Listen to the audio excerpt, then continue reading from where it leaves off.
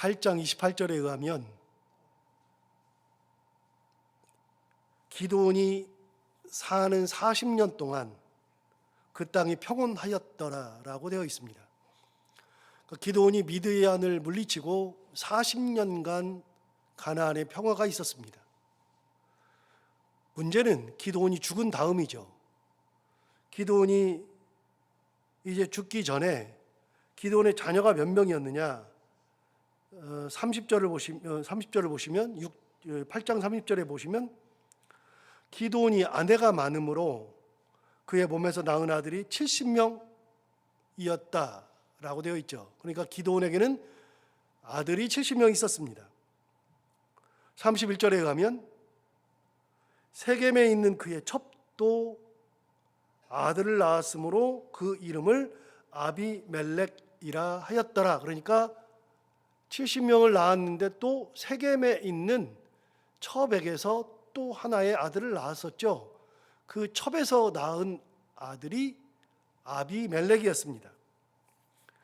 그렇게 해서 71명의 자식들을 이렇게 낳았죠. 71명인지 70명인지 정확하게 모르지만 70명에 들어가는지 71명이 되는 건지 잘 모르지만 아무튼 그렇게 아비멜렉이라고 하는 첩의 자식까지 나왔습니다. 그렇게 하고 32절에 보면 요아스의 아들 기드온이 나이가 많아 죽음에 아비에셀 사람의 오브라에 있는 그의 아버지 요아스의 묘실에 장사되었더라. 그러니까 그렇게 하고서 죽은 겁니다. 이제 기드온이 죽었습니다. 그럼 기드온이 죽은다면 어떻게 되느냐? 33절 보시면 기드온이 이미 죽음에 이스라엘 자손이 돌아서서 바알들을 따라가 음행하였으며 또 바알브릿을 자기들의 신으로 삼았다. 여러분, 기드온이 등장할 때 기드온의 아버지가 바알의 제단을 쌓았었죠. 하나님께서 기드온을 부르신 다음에 그 제단을 무너뜨리게 하셨습니다.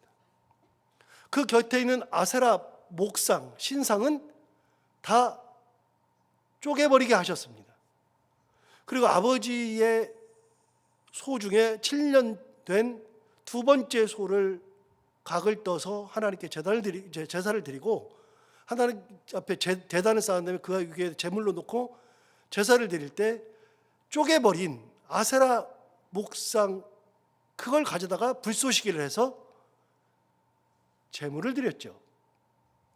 기드온을 부를 때 하나님이 바알의 제단을 무너뜨리게 했습니다.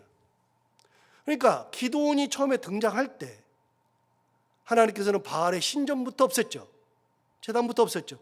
그런데 기드온이 죽은 다음에 어떻게 했느냐?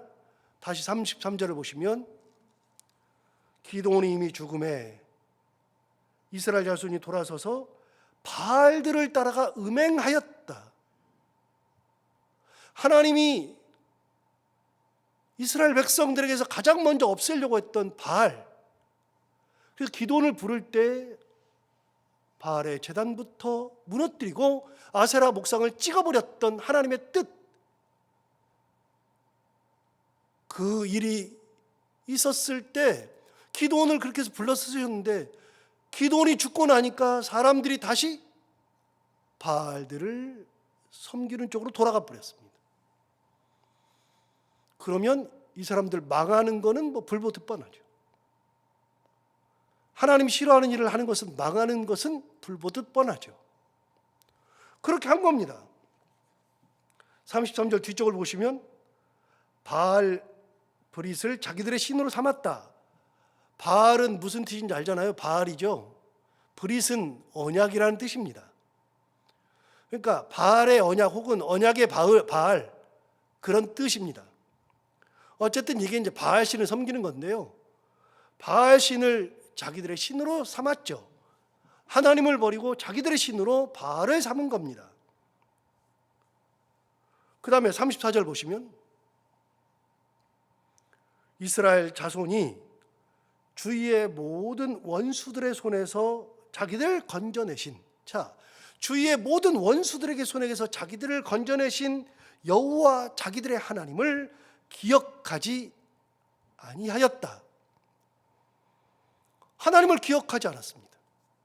그 하나님이 누구냐? 여기 답이 나오죠.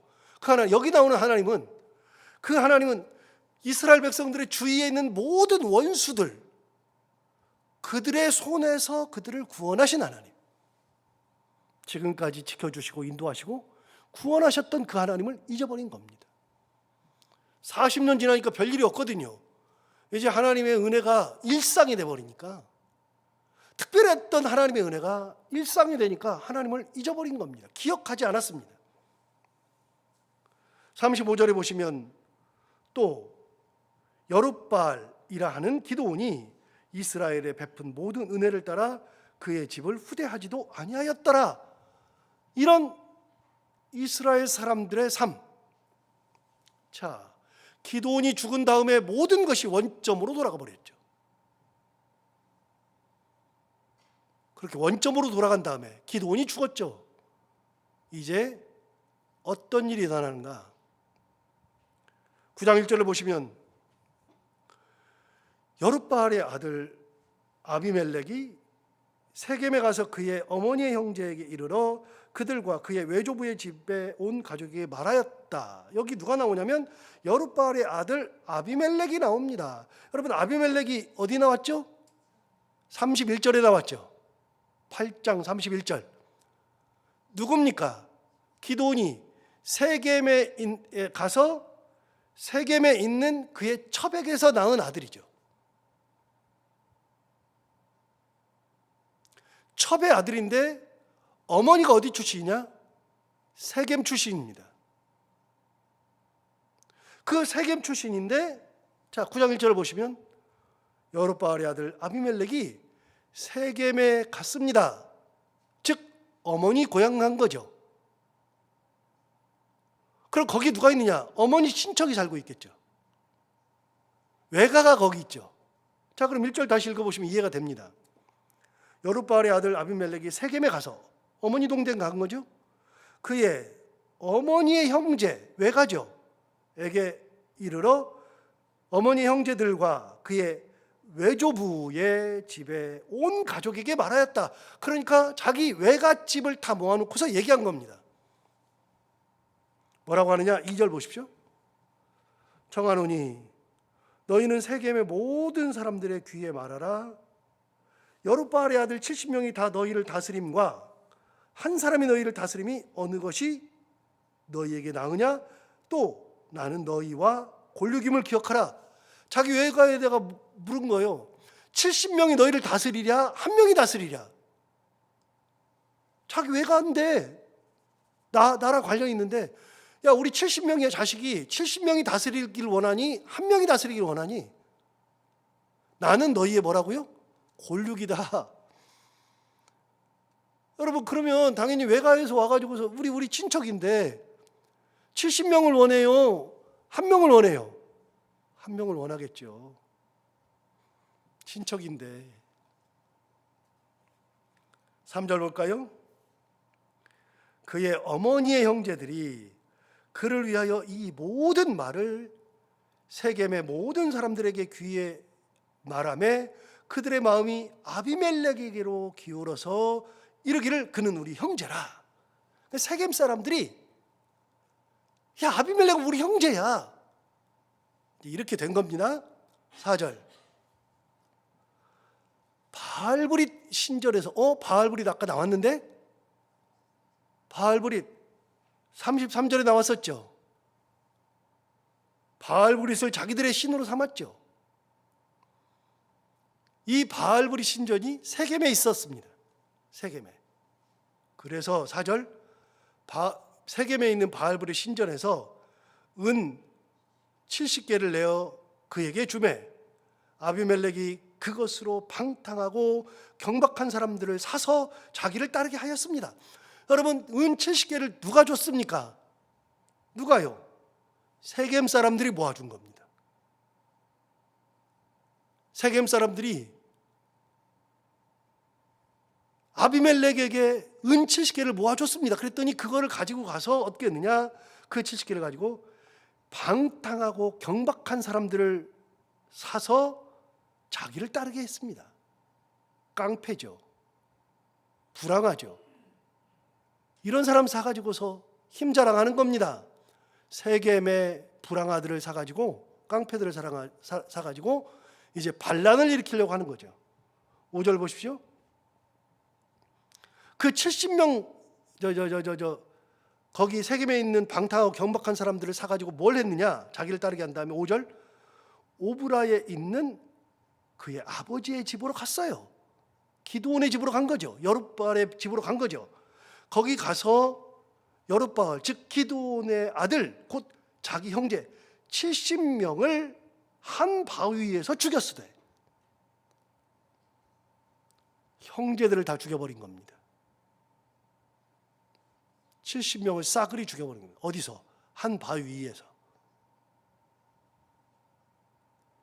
그래서 한 바위에서 죽였으되, 다만 여룻바알의 막내 아들 요담은 스스로 숨었으므로 남으니라. 딱 한 명 빼놓고, 요담만 숨었으니까 요담만 빼놓고는 나머지는 다 바위 하나에서 싹 다 죽여버린 겁니다. 아비멜렉이 지가 왕 되겠다고 그 짓을 한 거죠. 여러분, 여기서 잠깐 우리가 어제 본 것처럼 기드온이 미디안과의 전쟁에서 이겼을 때 이스라엘 사람들이 뭐라고 했느냐? 8장 22절을 볼까요? 어제 이미 했습니다. 8장 22절에서 이스라엘 사람들이 이렇게 말한 적이 있습니다. 그때에 이스라엘 사람들이 기드온에게 이르되, 당신이 우리를 미디안의 손에서 구원하셨으니 당신과 당신의 아들과 당신의 손자가 우리를 다스리소서, 이렇게 말했잖아요. 당신만이 아니라 당신의 아들 대에 이르러서도, 당신의 손자 대에 이르러서도 우리를 다스리소서 그랬을 때 기드온이 뭐라고 대답했죠? 23절에 나오잖아요. 기드온이 그들에게 이르되, 내가 너희를 다스리지 아니하겠고 나의 아들도 너희를 다스리지 아니할 것이요 여호와께서 너희를 다스리시리라. 이게 기드온의 응답이었습니다. 무슨 말인가? 기드온은 하나님께서 나를 미디안 사람들과 싸우도록 나를 지도자로 만들 때 내가 예상하고 하나님이 나를 부를 때가 됐지. 나는 쓰임 받을 만하지. 나는 뭐 하나님께서 당연히 나를 쓰시겠지. 기다리고 있다가 하나님께서, 야 이리 와, 너 때가 됐어, 너 알고 있지? 이리 와서 해. 그래서 지도자가 된 게 아니잖아요. 기도는 뭐 하다가 받았어요? 지도자로서 부르심을 받았어요. 밀을 타작할 때, 포도주 틀에서 숨어서 타작하면서 먹고 살려고 할 때 하나님 부르심 받은 거예요.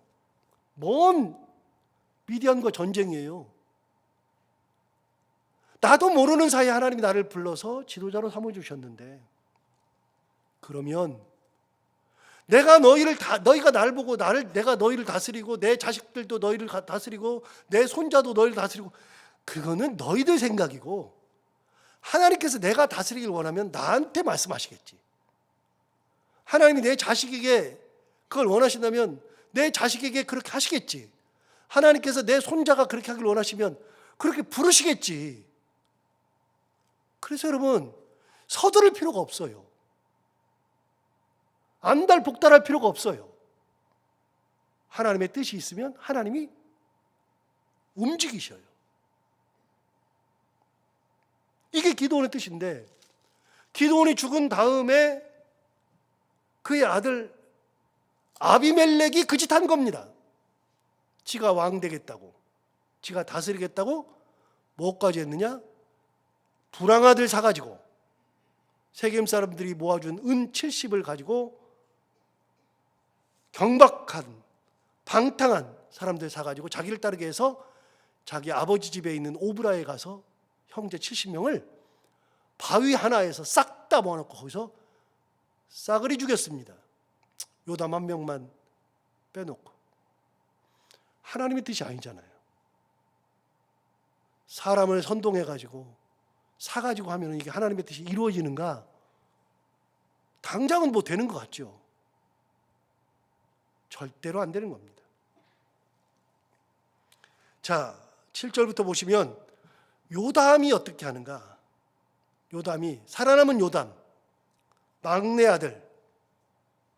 7절, 사람들이 요담에게 그 일을 알림해 요담이 그리심산 꼭대기로 가서 서서 그의 목소리를 높여 그들에게 외쳤어요. 자, 여러분, 그리심산은 세겜에 있습니다. 세겜에. 같은 세겜입니다. 그러나 그리심산은 뭐냐면, 우리 이미 신명기 이런 거 할 때 나왔어요. 세겜에는 두 개의 산이 있죠. 그리심산과 에발산. 그리심산과 에발산이 세겜에 딱 가잖아요. 그러면 세겜에 딱 가면 골짜기가 딱 있거든요. 골짜기를 딱 들어가서 보면 희한하게 그 골짜기니까 양쪽이 높겠죠. 골짜기를 딱 들어가서 보면 오른쪽에 산이 있고 왼쪽에 산이 그냥 있어요. 그냥 딱 보면 보여요. 오른쪽에는 에발산이 있고요. 왼쪽에는 그리심산이 있습니다. 그리심산과 에발산은요, 딱 보면 알아요. 저게 그리심산, 저게 에발산. 여러분, 그리심산은 하나님께서 어떻게 되냐? 이스라엘의 지파 중에 6지파를 거기다 모아놓고, 에발산에도 6지파를 모아놓고, 그리심산에서는 하나님의 복을 선포하고, 에발산에서는 하나님의 저주를 선포하라. 이게 세겜에 있는 그리심산과 에발산이에요.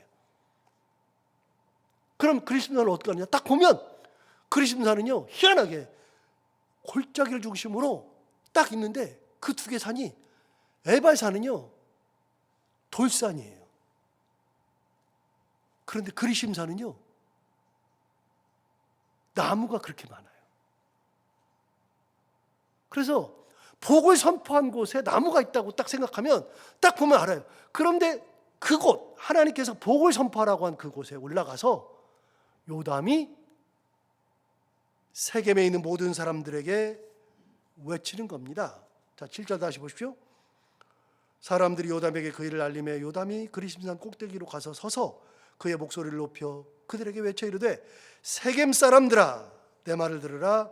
그리하여 하나님이 너희의 말을 들으시리라. 그래서 세겜 사람들, 그 사람들이 뭐한 사람이에요? 반란했던 사람들이잖아요. 은칠시 모아준 사람들이잖아요. 그들에게 선포하는 겁니다. 세 가지 예를 들었는데요. 8절, 하루는 나무들이 나가서 기름을 부어 자신들 위에 왕으로 삼으려 하여 감람나무에 이르되 너는 우리 위에 왕이 되라. 나무들이 감람나무에게 기름을 부으면서 우리에게 왕 되달라고 한 겁니다. 나무들이 감람나무에게. 자, 10절을 보시면 나무들이 또 무화과 나무에게 이르되 너는 와서 우리에게 왕이 되라. 감람나무, 무화과 나무. 자, 12절은 나무들이 또 포도나무에게 이르되 너는 와서 우리의 왕이 되라. 그 세 개 나무, 감람나무, 무화과나무, 포도나무에게 왕 되라 그랬습니다. 마지막 14절에도 또 하나의 나무가 있습니다. 14절, 이에 모든 나무가 가시나무에게 이르되 너는 와서 우리의 위에 왕이 되라. 네 개의 나무에게 왕 되라고 한 겁니다. 여기 있는 것처럼 감람나무, 무화과나무, 포도나무, 그리고 가시나무. 자, 우리 위에 왕 되라 그랬을 때 감람나무가 뭐라고 했느냐? 9절, 감람나무가 그들에게 이르되 내게 있는 나의 기름은 하나님과 사람을 영화롭게 하나니, 나에게는 이 나무, 이 기름이 하나님과 사람을 영화롭게 하나니 내가 어찌 그것을 버리고 와서 나무들 위에 우쭐대리요. 하나님이 내게 주신 은혜가 있는데 그 기름으로 사람과 하나님을 영화롭게 하는 이 기름을 짜는데 이걸 어떻게 버리고 사람들 위에서 가지고 내가 우쭐대겠느냐? 안 한다. 나는 감람나무 이 기름으로 만족한다. 자, 포도나무, 무화과나무는 뭐라고 대답했을까요? 11절, 무화과나무가 그들에게 이르되 나의 단 것과 나의 아름다운 열매를 내가 어찌 버리고. 자, 나에게는 단 것도 나오고 무화과나무가 단 것도 나오고 아름다운 열매가 나오는데 내가 어떻게 이것을 버리고 가서 나무들 위에 우쭐대리요. 감람나무와 무화과나무 똑같은 말 하는 거잖아요. 내게 주신 하나님의 은혜가 있는데 왜 내가 그걸 버리고 가서 사람들 위해서 가지고 왕 된다 그러고 우쭐대리요. 자, 포도나무는 뭐라고 할까요? 13절, 포도나무가 그들에게 이르되 하나님과 사람을 기쁘게 하는데 포도주를 내가 어찌 버리고 가서 나무들 위에 우쭐대리요. 포도나무도 얘기합니다. 하나님이 나를 통해서 포도주를 생산해서 사람들과 하나님을 영화롭게 하고 기쁘게 하는데 내가 그걸 뭐하러 버리냐? 자, 새 나무는, 감람나무, 무화과나무, 포도나무는 하나님이 내게 주신 은혜가 있어서 그것으로도 하나님을 영화롭게 하고 사람들을 기쁘게 하고 행복하게 하는데, 내가 왜 이걸 버리고 왕 되겠다고 왕 되어서 우쭐대며 살겠느냐? 나는 내게 주신 은혜로 만족한다. 그래서 찾아간 것이 가시나무입니다. 마지막 가시나무, 14절에 가시나무 찾아갔죠? 15절 보십시오. 15절에 가시나무가 나무들에게 이르되 만일 너희가 참으로 내게 기름을 부어 너희 위에 왕으로 삼겠거든 와서 내 그늘에 피하라. 그리하지 아니하면 불이 가시나무에서 나와서 레바논의 백향목을 사를 것이니라. 여러분, 가시나무가요 그늘이 없어요. 뭔 가시나무가 그늘이에요. 있기는 하죠. 그런데 왕 되라 그랬더니, 그래? 그럼 나한테 왕을 나 삼아서 나한테 와서 내 그늘에 숨어라. 만약에 안 그러면 나한테 불이 나와서 레바논의 백향목을 불사르리라. 레바논의 백향목이 얼마나 좋은 나무인데요.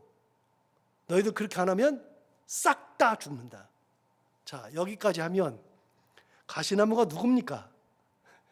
아비멜렉이죠. 아비멜렉이죠.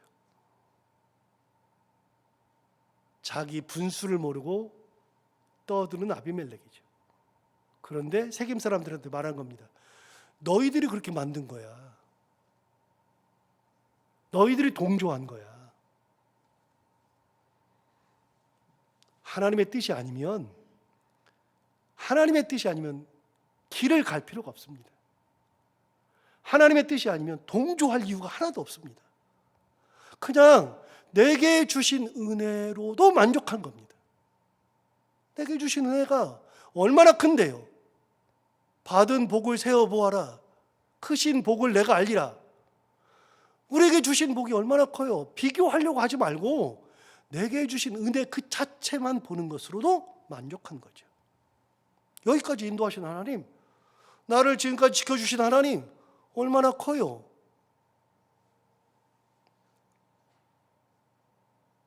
잘못하다가 가시나무 된다니까요. 그 다음 얘기는 내일은 쉬고 모레 하도록 하겠습니다. 하나님의 길이 아니면 갈 필요가 없다. 다시 한번 생각하면서 오늘 하루도 이 말씀 기억하며 살아가는 우리가 다 되길 바랍니다. 기도하겠습니다. 하나님 아버지가 나는 너희를 다스리지 아니하리라. 나의 자식도 너희를 다스리지 아니하리라. 나의 손자도 너희를 다스리지 아니하리라. 그렇게 얘기했던 기드온의 뜻은 어디 가고 그 아들 중에 한 명이 아버지의 뜻을 정면으로 어기고 또 교만해서 자기가 왕 되겠다고 사람들 선동하고 형제들을 다 몰살시키고 그렇게 왕이 되어서 행복할까? 하나님 아버지, 우리가 살아가면서 감람나무처럼 무화과나무처럼 포도나무처럼 하나님께서 내게 주신 은혜가 얼마나 큰데 그 은혜를 기억하면 어떤 때는 감람나무가 되어서 나에게 있는 기름으로 하나님과 사람을 윤택하게 하고 영화롭게 하고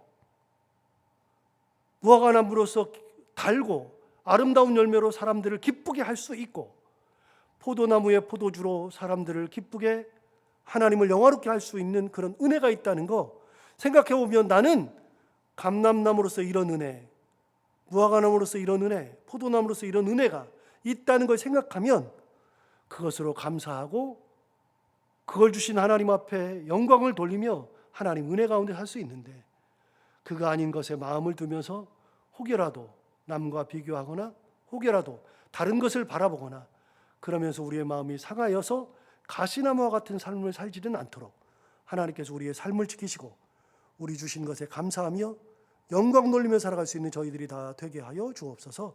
하나님 아버지, 오늘도 하루를 살아갈 때 이 말씀을 기억하며 살게 하여 주옵시고 이 말씀이 우리 가운데 힘이 되기를 원하며 오늘도 기도하러 나온 사랑하는 성도들 기도를 들어 응답해 주시고 해야 되는 것들을 기쁨으로 감당하고 만나는 분들과 함께 웃고 행복한 하루가 되게 하여 주옵소서. 예수님 이름으로 기도하옵나이다.